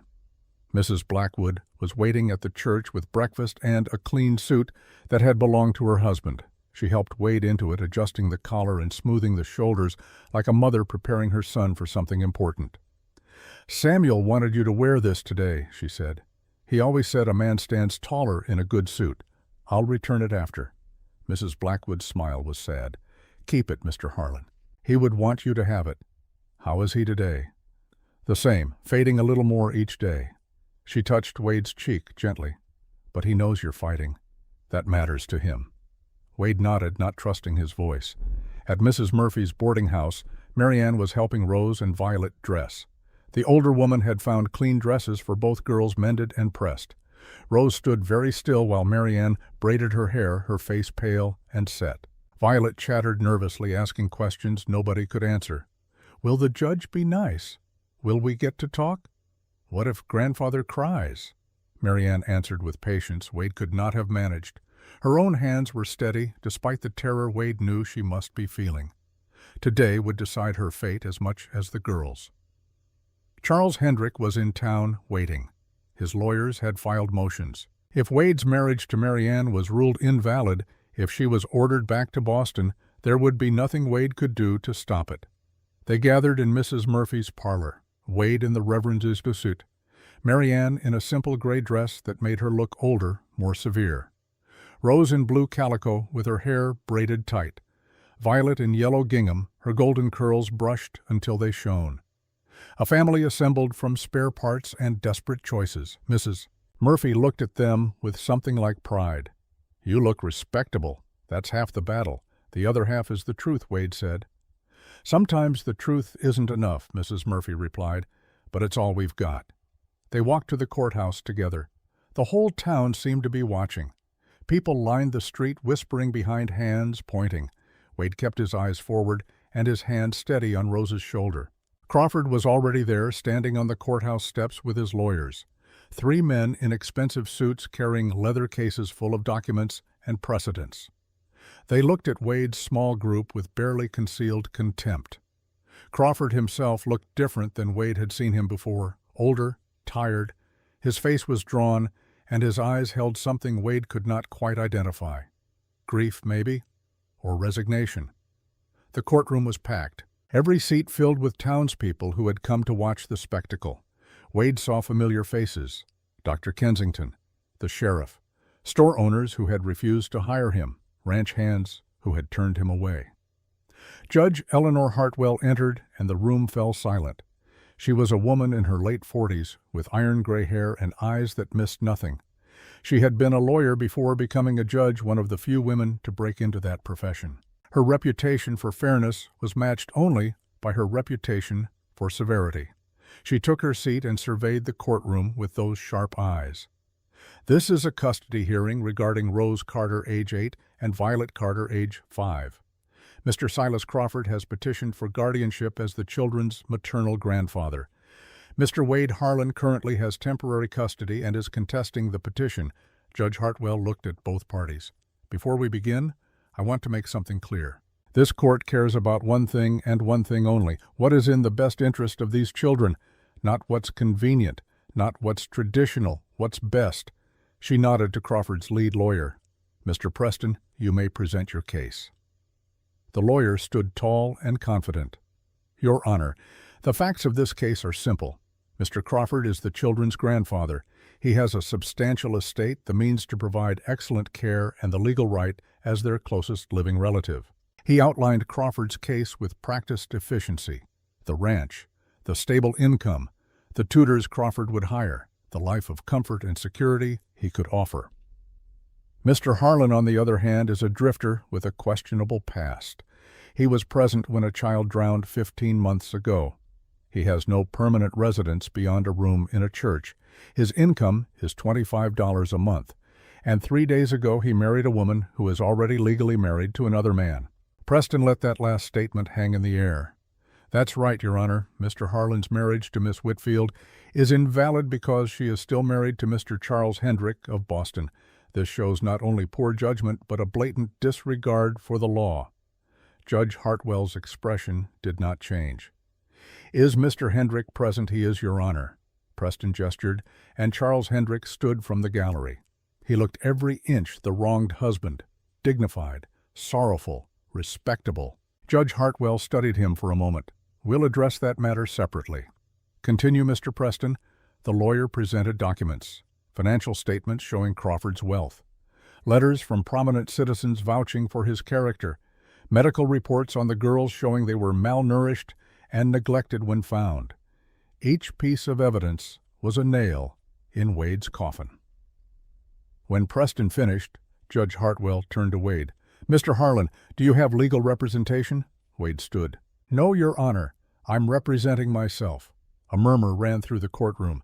Judge Hartwell's eyes narrowed slightly. You understand you're at a significant disadvantage, I understand, Your Honor. But I couldn't afford a lawyer, and I believe the truth speaks for itself. Very well. Present your case. Wade had no documents, no character witnesses beyond Mrs. Murphy and Mrs. Blackwood, who sat in the front row. He had only his words and the hope that they would matter. Your Honor, I'm not going to pretend I'm the best choice for these girls on paper. Mr. Crawford has more money, more stability, more everything, but I'd like to explain why I'm fighting for them anyway. He told the story simply: finding the girls at the river crossing, reading Thomas Carter's letter, bringing them to Kearney, and discovering Crawford's claim. I learned that their father had made an arrangement with Mr. Crawford, that he'd left the girls where they'd be found in exchange for Crawford not pursuing legal action against him. The girls were currency in a transaction, not children being cared for. Crawford's face tightened, but he said nothing. Wade continued, I also learned that Rose was terrified of going with her grandfather. Not because he'd hurt her physically, but because she was afraid of what would happen to Violet if certain truths came out. What truths? Judge Hartwell asked. Wade hesitated. He had promised Rose he would not use this information, but the judge was asking directly. Your Honor, I'd prefer not to say. It's not relevant to my ability to care for the girls." Judge Hartwell studied him. "Very well." "What else?" Wade took a breath. "I married Mary Ann Whitfield 3 days ago. Mr. Preston is correct that she has a legal husband in Boston, but what he didn't mention is why she left that husband." Wade gestured to Mary Ann. She stood, her face pale but determined. "Miss Whitfield," Judge Hartwell said, "tell me about your marriage to Mr. Hendrick." Mary Ann's voice was steady. "We were married 2 years ago in Boston. It was arranged by our families to settle a debt. From the beginning, Charles was violent. He beat me regularly, told me it was his right as my husband." Charles Hendrick stood. "That's a lie, Your Honor. My wife is unstable, prone to hysteria. I've brought medical documentation." Judge Hartwell held up a hand. "You'll have your turn, mister." "Hendrick, sit down." Hendrick sat his jaw tight. "Continue, Miss Whitfield. 6 months ago I ran. I came west hoping to disappear, but Charles found me. 3 days ago he came to Kearney and told me I had to return to Boston or he'd have me arrested for desertion. And Mr. Harlan married you to prevent that." "Yes, Your Honor." Mary Ann's voice broke slightly. "He knew it would hurt his case for the girls, but he married me anyway because I had nowhere else to turn." Judge Hartwell looked at Wade. "Is that true, Mr. Harlan?" "Yes, Your Honor." "Why would you sabotage your own case?" Wade thought about how to explain. "Because if I'd walked away from someone in danger to improve my legal position, I would have proven I don't deserve to raise those girls. They need someone who does the right thing, even when it costs everything." The courtroom was absolutely silent. Judge Hartwell made a note. "I'll take this under advisement, Mr. Preston. Any other witnesses?" "Just one, Your Honor. We call Rose Carter to the stand." Rose stood. She looked impossibly small walking to the witness chair. The bailiff had to adjust the height so she could be seen over the railing. Judge Hartwell's voice softened. "Hello, Rose. Do you understand why you're here?" "Yes, ma'am." "You're deciding where Violet and I should live." "That's right. I'm going to ask you some questions. Just answer honestly." "All right, yes, ma'am." Preston approached first. "Rose, do you know who Mr. Crawford is?" "He's our grandfather, our mama's father." "And has he been kind to you?" Rose hesitated. "Yes, sir." "Does he love you?" "He says he does." "But you don't want to live with him. Why is that?" Rose looked at Wade, then back at Preston. "Because he wants us for the wrong reasons." "What reasons are those?" Rose's voice was quiet but clear. "Because he feels guilty about Mama dying. He thinks if he takes care of us, it will make up for what happened to her. But that's not love. That's just trying to fix his own feelings." Crawford made a sound like he'd been struck. Preston pressed on. "But Mr. Harlan is a stranger. You've only known him a few weeks. How do you know he's not just trying to fix his own feelings, too?" Rose looked directly at Preston. "Because Mr. Harlan knows he can't fix what happened to the boy who died. He's not trying to replace that boy with us. He's just trying to do better next time." The simplicity of it silenced the room. Judge Hartwell leaned forward. "Rose, what do you want?" "If you could choose, where would you live with Mr. Harlan and Miss Mary Ann?" "Why?" "Because they chose us. Not because we're useful or because we make them feel better about themselves. They chose us even when it made their lives harder." Rose's eyes filled with tears. "That's what family should be. People who choose you when choosing you costs them something." Preston tried to recover. "But Mr. Crawford can give you things, mister. Harlan cannot. Education, opportunity, a real home." Rose shook her head. "We already have a real home. It's not a place. It's the people who stay." Preston sat down, recognizing defeat. Judge Hartwell looked at Rose with something that might have been respect. "One more question, child. Is there anything else you think I should know?" Rose glanced at Crawford. He was staring at his hands, his shoulders shaking slightly. Rose made a decision then. Wade saw it in her face. The moment she chose truth over fear. "Your Honor, there's something Grandfather doesn't know about Violet." The courtroom went very still. Wade said quietly, "You don't have to." Rose looked at him. "Yes, I do." She turned back to Judge Hartwell. "Violet isn't Papa's daughter. Mama had an affair before Violet was born. Papa knew, but he raised her anyway. I've been scared to tell anyone because I thought if Grandfather knew he wouldn't want both of us anymore."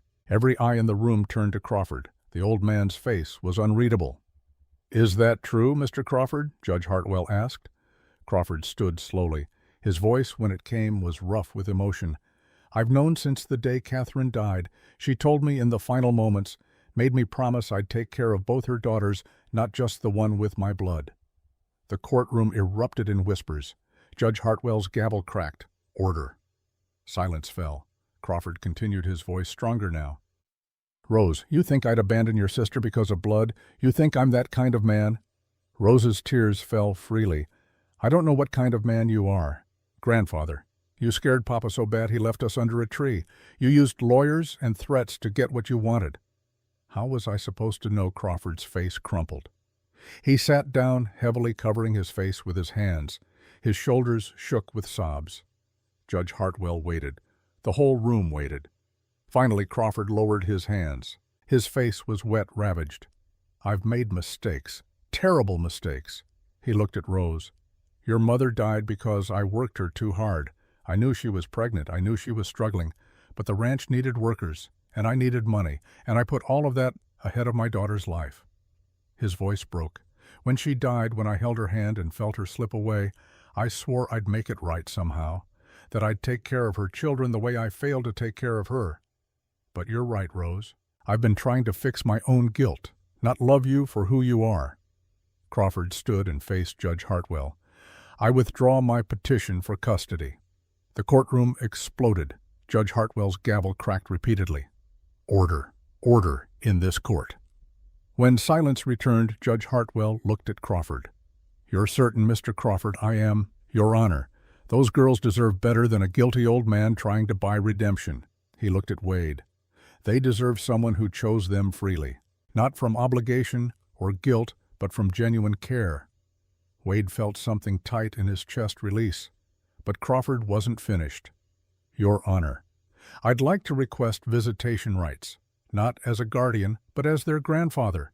I want to be part of their lives, to know them, to let them know me, faults and all." Judge Hartwell made a note. "That can be arranged if Mr. Harlan consents." Wade nodded. "Of course." Before Judge Hartwell could continue, the courtroom doors opened. A man entered, moving slowly. He was thin, gaunt, leaning heavily on a crutch. His right leg ended at the knee, the pant leg pinned up. His face was weathered and pale, but his eyes were clear. Rose gasped. Papa Thomas Carter made his way down the aisle. Every eye followed him. He reached the front and steadied himself against a bench. "Your Honor, forgive the interruption. My name is Thomas Carter. I'm the father of Rose and Violet." Judge Hartwell studied him. "Mr. Carter, we were told you were dead. Nearly was." Thomas's voice was weak but determined. "Gangrene took my leg, nearly took my life, but I survived." "Why didn't you come for your daughters?" Thomas's face twisted with pain. "Because I didn't deserve them. I abandoned them under a tree like unwanted kittens. I made a deal with Crawford to save my own skin." "What kind of father does that?" "The kind who was desperate and dying," Judge Hartwell said quietly. "What do you want, mister?" Carter Thomas looked at Rose and Violet. Violet had started crying, reaching for him. Rose sat frozen, her face unreadable. "I want to testify on behalf of Wade," Harlan Thomas said.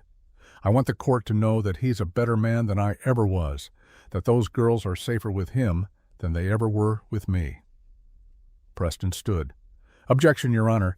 Mr. Carter abandoned his legal responsibilities. His testimony shouldn't carry weight. Overruled." Judge Hartwell's voice was sharp. "Mr. Carter, tell me about Wade Harlan." Thomas turned to look at Wade. "I've never met him before today, but I've heard about him from letters Mrs. Blackwood sent me while I was recovering in Omaha. I know he found my girls when he could have ridden past. I know he fought for them when everyone told him to give up. I know he married a woman in danger, even though it would cost him custody." Thomas's voice grew stronger. "That's the kind of man I wish I'd been. The kind who does right even when it's hard, even when it costs everything. My daughters deserve that kind of man raising them." "And what about you?" Judge Hartwell asked. "Do you want your daughters back?" Thomas's face crumpled. "More than anything. But wanting them isn't the same as deserving them. I gave up my rights when I left them under that tree, and I'm here to make it official." He pulled papers from his coat. "These are signed documents relinquishing all parental rights. I had a lawyer draw them up in Omaha. He handed them to the bailiff. I want Wade Harlan to have full legal custody, not shared, not temporary, full. Rose stood from the witness chair. She walked slowly to where Thomas stood. He looked down at her, tears streaming. "I'm sorry, baby girl, I'm so sorry." Rose stared at him for a long moment. Then she spoke, her voice small but clear. "I forgive you, Papa, but I choose him." She pointed at Wade.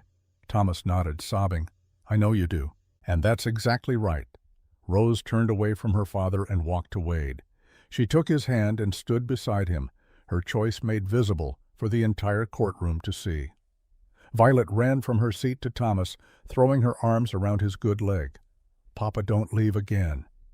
Thomas knelt awkwardly, balancing on his crutch. He held Violet close. "I'm not leaving, Letty. I'll be here in Kearney. I'll visit. I'll be part of your life, but Mr. Harlan is your papa now. You understand?" Violet looked at Wade, then back at Thomas. "Can I have two papas?" Thomas smiled through his tears. "Yeah, honey, I think you can." Judge Hartwell let the moment settle. Then she spoke. "This court will take a 30-minute recess. When we return, I'll deliver my ruling." She stood and left. The courtroom erupted in conversation. Wade stood frozen, Rose's hand in his, watching Thomas hold Violet. Crawford sat alone, his face in his hands. Marianne moved to Wade's side, her presence steady and grounding. "It's not over yet," she whispered. "I know. But we have a chance." Wade squeezed her hand. "We have more than that. We have the truth." The 30 minutes felt like hours. Wade, Marianne, and the girls waited in a side room. Thomas joined them, moving slowly on his crutch. The air was thick with things unsaid. Finally, Rose spoke. "Papa, why did you really leave us at that river crossing?" Thomas sat heavily. He looked old beyond his years. "Because I knew Crawford was going to find us eventually. He had men looking, and I knew when he did there'd be a fight in court I couldn't win." "So you made a deal with him," Rose said. Thomas shook his head. "No, I made it look like I made a deal with him. I told Crawford I'd leave you somewhere public where you'd be found. He thought I meant by his men, but I chose that specific spot for a reason." Wade felt something click into place. The river crossing. "Where Ethan died." Thomas looked at Wade. "Mrs. Blackwood told me about you in one of her letters before I even got sick. Told me about a young man who'd tried to save her stepson and failed. Who'd been running from his guilt ever since. She said you were a good man, broken by one terrible moment." Wade's throat tightened. "I gambled everything on the hope that you'd come back to Kearney eventually, that you'd be at that crossing because it meant something to you, and that when you saw my girls you wouldn't be able to walk away. You gambled your children's lives on a hope." Marianne's voice was sharp. Thomas met her eyes. "I gambled on grief making a man careful, on guilt making him brave, on someone who'd failed once, doing everything in his power not to fail again." He looked at Wade. "And I was right." The bailiff knocked. "Judges ready." They filed back into the courtroom. Judge Hartwell sat at her bench, papers arranged before her. Her face was unreadable. "I've reviewed the evidence and testimony. This is one of the more unusual cases I've presided over.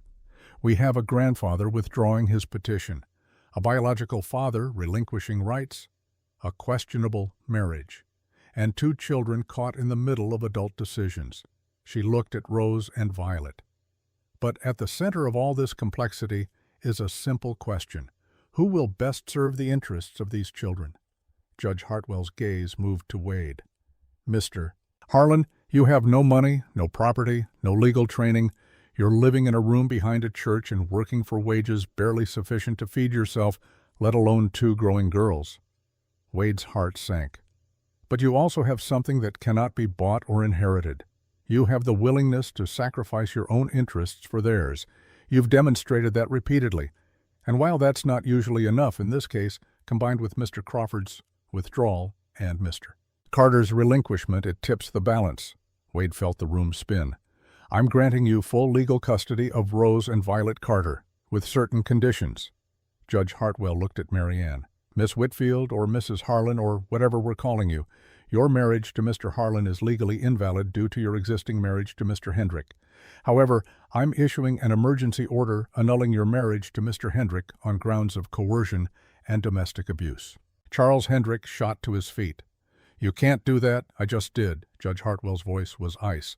"Furthermore, I'm issuing a restraining order. Mr. Hendrick, you are to stay at least 500 yards from Miss Whitfield at all times. You are to leave Kearney immediately and not return. Violation will result in arrest, but she's my wife, not anymore." Judge Hartwell's gavel cracked. "Bailiff, escort Mr. Hendrick from my courtroom." 2 deputies moved forward. Hendrick's face went purple with rage, but he left without further protest. Judge Hartwell turned back to Wade and Marianne. "You two will remarry, properly this time, within 30 days. The custody order is contingent on that marriage taking place and remaining intact for a minimum of 1 year. This court wants to see stability, not just good intentions."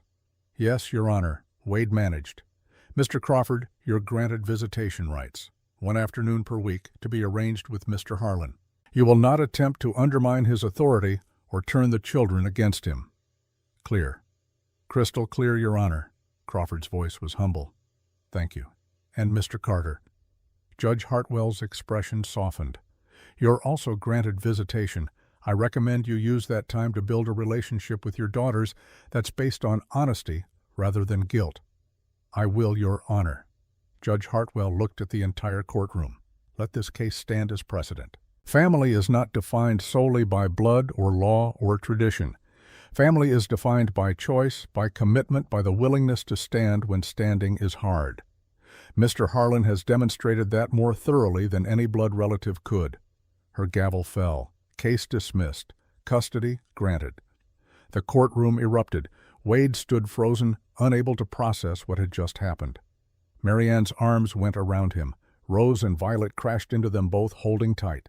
Through the crowd, Wade saw Thomas standing alone, leaning on his crutch.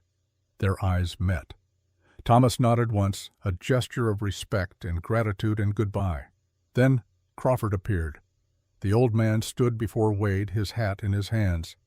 "Thank you for not turning me away completely," he said quietly. "I don't deserve access to those girls, but I'm grateful for it." Wade extended his hand. "They need to know all the people who love them, even the imperfect ones." Crawford shook his hand. "That includes you, Harlan, especially me." Outside the courthouse, the afternoon sun was bright and warm. Wade stood on the steps with Marianne on one side and Rose and Violet on the other. Behind them, Thomas and Crawford stood together in awkward alliance. Mrs. Murphy appeared with a basket. "I thought you might want to celebrate. There's a spot by the river that's nice this time of day." They walked together through town. People stared, but Wade didn't care. His family was whole. Broken, yes. Complicated, certainly. But whole. At the river crossing where he'd found the girls, they spread a blanket. Mrs. Murphy unpacked bread and cheese and apples. Simple food that tasted like grace. Rose sat between Wade and Thomas, splitting her attention. Violet played at the water's edge, laughing when minnows darted around her toes. Papa Rose said to Thomas, "Why that place? Why that exact spot?" Thomas looked at the water, because it was a place of endings, where that boy died, where Wade's old life ended. "I figured it might also be a place of beginnings." "Was it?" Thomas smiled sadly. "Look around you, baby girl." What do you think? Rose looked at Wade, at Marianne, at the strange family assembled on the riverbank. Her smile was small, but real. Yeah, I think it was. As the sun lowered, they packed up. Thomas said goodbye, promising to visit the following week. Crawford did the same, his leave taking awkward but sincere. Mrs. Murphy walked back to town with Rose and Violet, giving Wade and Marianne a moment alone. They stood at the water's edge, watching the current move. "We have to get married again," Marianne said. "Properly this time." Wade took her hand. "Is that what you want?" Marianne was quiet. "When I married Charles, I had no choice. When I married you, it was desperation." This time she turned to look at him. "This time, it's a choice. And what are you choosing? A partnership, a family. A man who does the right thing even when it costs him everything." She paused. "That's not love, not yet. But it's something that could become love given time." Wade squeezed her hand. "Then let's give it time." They walked back to town as twilight fell. The church was quiet when they arrived. Wade lit a lamp in his small room and sat on the edge of his cot. Through the window, he could see Ethan's grave in the cemetery, the stone that had haunted him for 15 months. But now looking at it, Wade felt something different, not forgiveness exactly, but acceptance. The understanding that he could carry this grief without being crushed by it, could honor Ethan's memory by protecting the living instead of mourning the dead. A knock at the door pulled him from his thoughts. Rose stood there in her nightgown barefoot. "Can't sleep?" Wade asked. Rose shook her head. She came in and sat beside him on the cot. "Are you happy?" she asked. Wade thought about it. "I'm not sure I know what happy feels like anymore. But I'm at peace. That's close enough." Rose leaned against him. "Thank you for not giving up on us. Thank you for giving me a reason not to." They sat in comfortable silence. Outside, the night settled over Kearney. Somewhere in that darkness, Thomas was finding a room to rent. Crawford was returning to his ranch. Mary Ann was sleeping in the church's upper room. All of them orbiting around this fragile thing Wade and Rose and Violet had built together, this chosen family that defied every convention and somehow worked anyway. Rose spoke again, her voice sleepy. "Mr. Harlan Wade, can I call you Dad now? Or is it still too soon?" Wade felt his throat close. "You can call me whatever feels right." Rose was quiet for a moment. Then Dad. The words settled into the space between them. Simple, profound, true. "Yeah, honey, I'm glad you stopped at that river." Wade pulled her close. "Me too, Rose, me too." She fell asleep against him. Wade sat holding her, this child who had chosen him, and felt the weight of 15 months of running finally lift from his shoulders. He looked out the window at Ethan's grave visible in the moonlight. The stone that had haunted him was still there, but now it felt different. Not a monument to failure, but a reminder that trying mattered. Tomorrow would come. And for the first time in 15 months, Wade was ready for it. 6 months later, the cemetery at Kearney looked different. Wade had spent the autumn tending it with new care, planting flowers that would bloom in spring. Each grave now had a marker that was level and clean, each plot free of weeds. He stood at Ethan's grave on a Sunday afternoon, placing fresh wildflowers at the base of the stone. Rose and Violet played nearby, their voices carrying across the quiet space. Footsteps approached. Wade looked up to see Crawford, well-dressed as always, but somehow softer around the edges. "Afternoon, Harlan?" Crawford. The old man stood beside Wade, looking at Ethan's grave. "The boy who started all this in a way." Wade nodded. "Everything connects. We just don't always see how." Crawford gestured to where the girls played. "They look happy. They are. Most days. And you?" Wade considered. "Getting there." More footsteps. Thomas appeared, moving easier now on his prosthetic leg. He'd been working odd jobs in town, saving money, trying to build something resembling a life. The three men stood together in awkward camaraderie. The father who'd abandoned, the grandfather who'd tried to control, the stranger who'd chosen to stay. "This is strange," Thomas said. "The three of us here." "Life is strange," Crawford replied. "We just have to decide if we're going to fight it or flow with it." Wade looked at both of them. "You're both welcome at dinner tonight. Mary Ann's making stew." "I'd like that," Thomas said quietly. Crawford nodded, "as would I." From across the cemetery, Violet's voice rang out. "Dad, come see what Rose found." Wade smiled. The words still caught him off guard sometimes, still felt like grace he hadn't earned. "Coming, honey?" He started to walk away, then turned back. "You're both coming right." 6 o'clock, we'll be there," Crawford said. Thomas just nodded, emotion clear on his face. Wade joined his daughters, leaving the two older men standing among the graves. As he walked away, he heard Crawford's voice, quiet but carrying. "We're lucky, you know, that he didn't give up." Thomas's response was equally soft. "He's lucky we gave him a reason not to." Wade pretended not to hear, but he smiled. That evening, the small house Wade had rented near the church was full of people and noise and life. Mary Ann had outdone herself with dinner. The table was crowded with Thomas Crawford, Mrs. Murphy, Mrs. Blackwood, and the girls. They ate and talked and laughed. It wasn't perfect. Thomas and Crawford still had moments of awkward tension. The girls still had nightmares sometimes. Marianne still flinched at loud noises. But they were trying, all of them, trying to be a family assembled from broken pieces. After dinner, Violet climbed into Marianne's lap. The gesture was so natural now that Wade barely noticed. But then Violet asked a question that made everyone freeze. "Miss Marianne, can I call you Mama? Rose says I should ask first." Marianne's eyes filled with tears. She looked at Wade. He nodded. "If you want to, honey, I'd be honored." Violet smiled bright and beautiful. "Okay, Mama." The word hung in the air. Marianne held Violet close and cried quietly into her golden curls. Rose appeared at Wade's elbow. She had something in her hand, a piece of paper old and creased. "What's that?" Wade asked. "The letter Papa left with us." Rose unfolded it carefully. "I've been carrying it all this time, but I think maybe it's time to let it go." Wade took the letter. "Read Thomas's desperate words again, the plea for someone to help his daughters." He looked at Thomas across the room. The man was watching, his face unreadable. "Can I tell you something?" Rose asked quietly. "Of course. Papa didn't just hope someone would find us. He knew." Rose's voice was matter-of-fact. "He told me before he left. He said he'd watched you for days coming back to Kearney. He knew you'd be at that river crossing eventually, and he knew when you saw us, you wouldn't leave." Wade stared at her. "He planned it," Rose nodded. "He said sometimes the best parents aren't the ones who give birth, they're the ones who choose to stay." Wade looked at Thomas again. Their eyes met across the crowded room. Thomas raised his glass slightly in salute. Wade raised his in return. Later, after everyone had gone home and the girls were in bed, Wade and Marianne sat on their small porch. The night was cool, stars bright overhead.